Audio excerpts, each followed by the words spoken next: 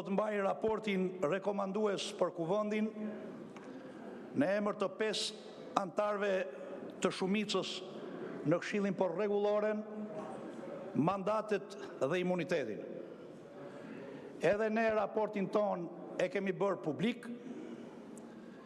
është i depozituar në kuvend dhe është publik në faqen zyrtare të kuvendit, por sot do të përpiqem në mënyrë të përmbledhur të jap arsyet sepse ne si antar shumicës në këtë këshill i kemi propozuar kuvendit rrëzimin e kërkesës provurisë posaçme kundër korrupsionit dhe krimit organizuar, për dhënien e autorizimit për arestimin e deputetes së këtij kuvendi, zonjës Belinda Palluku, të depozituar në kuvend në datën 16/12/2025. Por më lejoni të shpreh shkurtimisht qëndrimin tim lidhur me raportin e antarëve të pakicës në këtë këshill që sapo lexoi kolegu Oert Bylykbashi.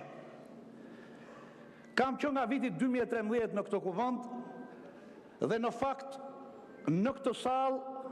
kjo është kërkesa e 7 e organit akuzës që vjen në këtë kuvend për dhënie autorizimi